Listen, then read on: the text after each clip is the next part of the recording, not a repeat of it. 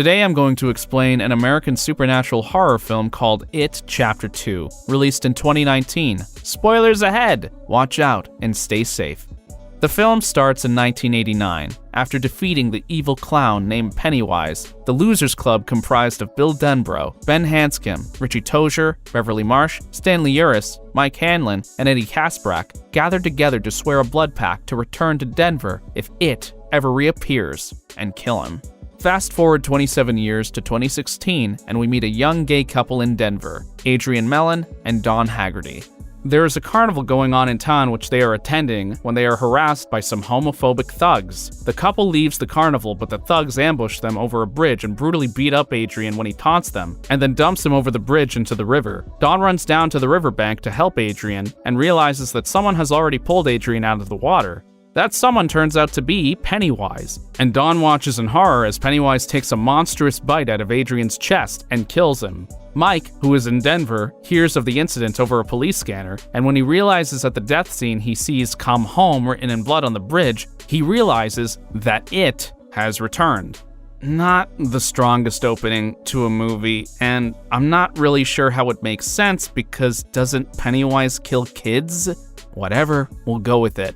We now see the Losers Club grown up. Eddie is a risk assessor and married to a woman named Myra. Bill is a successful author and screenwriter, married to Audra. Ben is a successful architect living alone, while Richie is a stand-up comedian.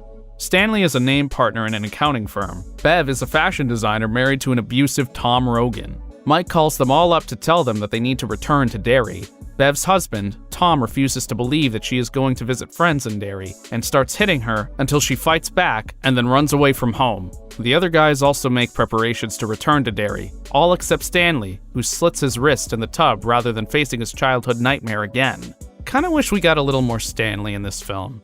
There is a flashback scene in which we see the psychotic bully, Henry Bowers, survived when Mike pushed him down a well and got out by the way of the sewers. When he got home, he was arrested by the police for the murder of his father, whose body had been found by the police. Present day, Henry is in a mental institution. Here, he is visited by Pennywise, who shows up as a zombie version of Patrick Hockstetter and gives Henry his old knife. The losers meet up at a Chinese restaurant called the Jade of the Orient, where they start joking and catching up while also noting Stanley's absence. At this point, Mike tells them that he called them together because they made an oath to defeat it. This is when the friends notice that each of their fortune cookies reveals a message with a single word, and put together the message says, "Guess Stanley could not cut it." Really, movie? Okay. Suddenly, strange, monstrous little creatures start erupting out of the fortune cookies, and a blood-like liquid starts spilling over the table.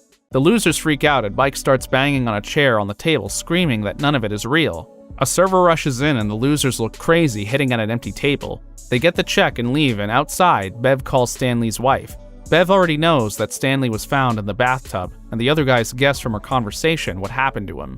The friends go back to the hotel where they are staying, where Mike tells them that the real reason he called them back is to defeat it. Didn't he say that before? They ask Bev how she knew what had happened to Stanley, and she says she knows how they will all die, as she saw the deadlights when Pennywise captured her. Mike tells the other friends that he has been studying the history of it, and has learned about the ritual of Chud from a Native American tribe. He takes out a ritualistic piece of pottery, and says that they all have to place artifacts from their childhood in it in order to destroy Pennywise. Elsewhere in Derry, we see a little girl named Victoria, who is at a football game with her mother. She follows a firefly to a place under the bleachers, where Pennywise tricks her into coming close by crying and pretending he has no friends. Victoria sympathizes because she has a birthmark on her cheek for which she is made fun of. However, when she comes close, Pennywise devours her. Not really sure what the point of this scene is. Was it just thrown in so we had a little scare? Or maybe it was thrown in because it's not until this point that we see Pennywise kill a child in the movie? The losers go to an old clubhouse that Ben built for them when they first became friends. There, they find a shower cap belonging to Stanley. They then split up to head back to their own homes. When Bev goes to her home, she meets the elderly Mrs. Kirsch, who invites her inside for tea and cookies. Inside, Bev finds an old poem that she thought was written by Bill, although Ben was the one who wrote it. Bev notices that Mrs. Kirsch is displaying some odd behavior, and that she has a patch of rotten flesh on her chest. She also notices what looks like a human Pennywise in an old picture. Mrs. Kirsch asks Bev if she is Daddy's little girl before transforming into the huge and monstrous form of Pennywise, who chases her out. Richie, meanwhile, has gone to an old arcade where he used to play video games. He picks up a token as his childhood artifact. Here, he is found by Pennywise, who torments Richie and says he knows Richie's dirty little secret. Pennywise tries to attack Richie in the form of a Paul Bunyan statue, but the latter manages to escape. Bill has gone to an antique shop where his old bike was on sale and buys it, going for a ride on it around his old neighborhood. He passes the sewer where Georgie was taken and hears Georgie's voice again calling from the sewers. This is Pennywise trying to lure him in. As he runs away, he sees Dean, a fan of Richie's comedy shows, whom the Losers Club had met earlier. Dean says he has seen Pennywise around, so Bill tells him to get himself and his family out of town as soon as possible. Ben, as his childhood artifact, went to get a yearbook page on which only Bev had written for him. He has a flashback in which Pennywise uses Bev's form to taunt Ben.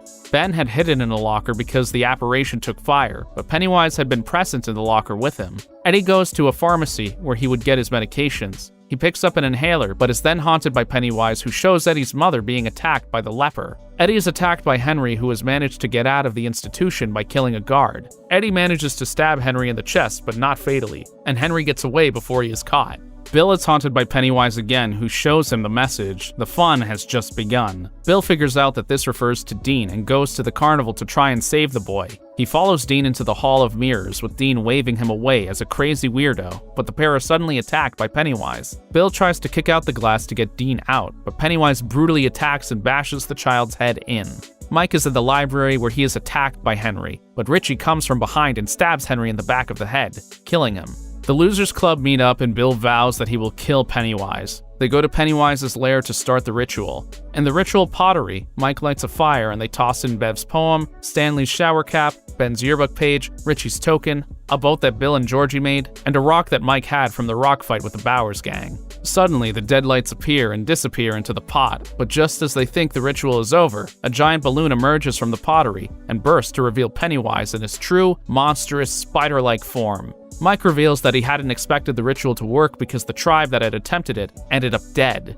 Well, that's convenient. I mean, why go through all this trouble to enact a ritual that wasn't even proven to work in the first place? And if it did work, Pennywise would be dead years ago. And to add even more insult to injury, apart from the fact that he brings the Losers Club together, this ultimately makes Mike's character arc completely meaningless. That's so sad. I was really hoping that Chapter 2 would expand more on Mike's character because I feel like we barely got anything out of him in the first one. And I would argue that Mike has the most traumatic childhood memory out of everybody in the Losers group, with his parents dying in that fire, especially with it all happening right in front of him. It would have been so interesting to get a clear lens view on what happened leading up to those events, and to see how those events influence his character today. Why isn't anybody talking about this? I mean, how is it that he has a better arc in the original miniseries from the 80s? Come on, film! They split up and Pennywise pushes them into nightmarish scenarios resembling places from their childhood in Derry. Eddie and Richie find themselves in front of 3 doors marked scary, very scary, and not scary at all. I feel like I've been here before. One by one, the friends manage to fight through their scenarios, confronting traumatic incidents from their past. Pennywise is about to kill Mike, but Eddie saves him by swinging at Pennywise and injuring him. Mike and Beverly realize that they can destroy it if they make him feel small enough to feel powerless. Okay. The Losers Club hurls and insults at it, until it morphs down into a harmless clown. Mike rips Pennywise's heart from its body and crushes it, thereby killing it once and for all. The house in Pennywise's lair collapse because it is dead. Eddie perishes in the fight with it, and they are forced to leave his body behind. Poor Eddie, he's my favorite. The Losers Club go to a quarry, where they used to swim as children. It is now revealed that Richie was in love with Eddie. Walking through the town, they have a flashback to when they were children, and had first defeated it. They notice that the scars on their hands have disappeared, meaning that the curse has been lifted from them.